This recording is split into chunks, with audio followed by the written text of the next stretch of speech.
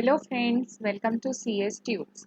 In our previous video, we have learned that how can we design a Turing machine to calculate any function. So in that video, we have discussed that how to design a Turing machine that can compute a function fm equal to m plus 1. This video is in continuation to the same video. In this video, we are going to learn that how can we design a Turing machine that computes the function fm equal to m plus 2. In case you haven't watched that video, we are providing the link in the description section below. Please watch that video to understand it more clearly. Now, m over here belongs to the set of natural numbers. That means we are providing the input as m and the output is produced as m plus 2. As we have already discussed many a times that Turing machine can be represented using 6 tuples. So these are the 6 tuples. So here also we are going to represent the Turing machine using these 6 tuples only. So capital Q is the set of states, summation is the symbol on the infinite tape except from the blank symbol hash. Gamma is the set of symbols on the infinite tape including the blank symbol hash. Delta is our transition function and it can be represented in 3 ways: in the form of a transition graph, in the form of a transition function, or in form of a transition table. We are going to use transition function for solving this particular question. Q0 is initial state and H is the halt state where our Turing machine will halt and will not proceed further. Now, to implement this particular function, we are considering that the symbol which is provided as the input is I. That means if we are providing one I as the input, that means it must produce, over here it is 2. It must produce m plus 2. That means it must produce 3 i's as the output. If we are providing one I as the input, it must produce 3i as the output. So, whenever the input is provided as 1, it must add 2 into the input in order to produce the output. So, let's consider an example. According to this example, if m is equal to 2, that means in input we are providing 2i. Then the output will be 4i because these are the 2i plus 2. That means 4i will be the output.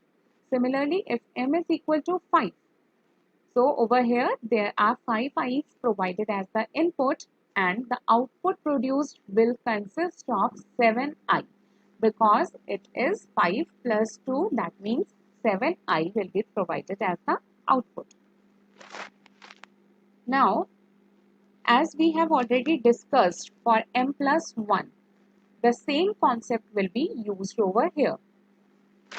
Considering that the read-write head is scanning the rightmost non-blank symbol first. So we are considering that read-write head is currently present on the rightmost non-blank symbol. So what we are going to do, we will replace this I by I only because we don't want to remove this particular I, and our read-write head is initially on the I and we are on state Q0. Now after this we will move the read-write head to the right direction and it will start pointing to hash. Then we are going to replace this hash by a I, and again we are now the state will be Q1. Again we will move to the right direction, that means we will come over here. Now since there is nothing, we will consider that our hash is provided present over here because there is nothing, so we can consider that it is taking a hash.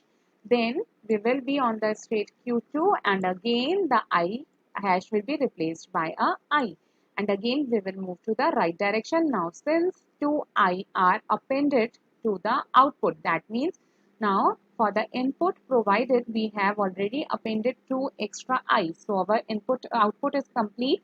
So we can move to the final state, that is in our case is the halt state. So we can move to H and consider that since there is nothing, So we can consider a hash over here. So this is what has to be done. So let us discuss it one by one. Now currently our read write head is on the I, that is the rightmost non-blank symbol. So we are on the state Q0, we are reading I. Now this I will be replaced by I because we don't want to delete this particular I. So I will be replaced by I and we will move to the right direction. So we are moving to the right direction. Now the state will change because we cannot remain on the state Q0 as we don't want to have a loop over here because we don't want to replace multiple I. That's why we are changing the state from state Q0 to state Q1. So now we are on the state Q1 and we are reading a hash. Suppose we are on the state Q1 and reading a hash, then this hash will be replaced by a I. So we have replaced the hash by I and we have moved to the right hand side where there is nothing. So we will consider that there is a blank over here and the state will become Q2. Now we are on the state Q2 and the symbol read is hash. Then again this hash will be replaced by a I. So we are going to replace this hash by a I. Now as we can see that 2 extra I are obtained. So there are 1, 2, 3, 4, 5, 6, 7. 7 I's are obtained for the input 5 I. So we can say that while moving to the right hand side, we can have the halt state. So from Q2, when we are reading hash, hash will be replaced by a I and we will move to the halt state. Now when we have moved to the halt state, since there is nothing, so we are going to consider a hash again. Now hash is considered, so that means if we are on the halt state and the input is hash, that means our string is accepted. So this is the Turing machine which is obtained. So these are the transition functions for the Turing machine. Now for the representation of the Turing machine, we require all the 6 tuples. So for all these 6 tuples, let us see that what will be the value of the other 5 tuples. Now capital Q over here will be the set of states in the Turing machine. So as we can see, it is clear from the transitions that there are 1, 2, 3, 4 states, Q0, Q1, Q2 and H. Then summation is the symbols on the infinite tape except the blank symbol. So symbols on the infinite tape is only I. We are providing the input only as I. So I is taken over here. Now gamma is the set of the symbols on the infinite tape plus the blank symbol hash. So we are taking the symbols on the infinite tape, that is I, along with the blank symbol hash. Now initial state in our case is Q0. So Q0 is equal to Q0 itself and the halt state in this case is H. So H is equal to H. Now to make it more clear, let us check one more example. Suppose m is equal to 2. That means we are providing 2i as the input. So these are the 2i's that we have provided as the input. Now since there is nothing on the left hand side, so it will be accompanied by a hash on the left hand side and hash on the right hand side. So this represents the beginning and ending of the input string, that is 2i. Currently, our read-write head is on the rightmost non-blank symbol, that is I, and the state is Q0. So we are on the state Q0, we are reading a I. So I is going to be replaced by I itself. So this I is replaced by I. So that means initially also we have 2 I's. At this state also we are having 2 I. And our read-write head will move to the right direction. So on the right direction we can see there is a blank symbol hash and the state will change to state Q1 as we don't require any loop. Now we are on the state Q1 and we are reading the blank symbol hash. So the hash will be replaced by I. Now we are going to replace this particular hash by a I. So we can see that there are 3 i's. So there are 3 i, but we require 4 i because in the input we have provided 2 i. So output should be 2 plus 2. That means we must have 4 i as the output. So still our work is not complete. So we will move to a next state, that is Q2, and the read-write head will move to the right direction. So from state Q1, we are moving to state Q2 and our read-write head has moved to the right direction. Now since in the right hand side there is nothing left, so we will consider that there is a blank symbol hash over here.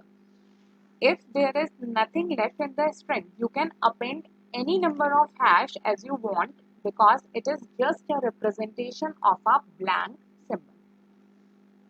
Now we are on the state Q2 and we are reading the hash and we need one more I. So we are going to replace this hash by I. So Q2, when reading the symbol hash, we are going to replace hash by a I. So this hash will be replaced by I. And the read-write head will move to the right direction. Now as we can see, the input was 2i and the output produced is our 4i's. 1, 2, 3, 4. So 4i are provided as the output for the 2i provided as input. Now this is the required output. So we don't want to move further. We don't want to have more I further. So what we are going to do? We will move to the next state, that is our halt state. That means we are going to halt our Turing machine. So we will move to the halt state, and since there is nothing left, so again we can consider that there is a blank symbol hash, and considering that there is a blank symbol hash and we have reached to the halt state, reading a hash, that means our string is accepted and we have obtained the required output. For 2 i's, we are having 4 I as the output. So this was all about this particular question. In this way, you can solve any of the functions for which you want to generate a Turing machine. You can generate a Turing machine to compute any function provided to you. Thanks for watching our video. In case of any queries, please leave a comment in the comment section below. Stay tuned for further videos. Please like and subscribe our channel CS Tunes. Thank you.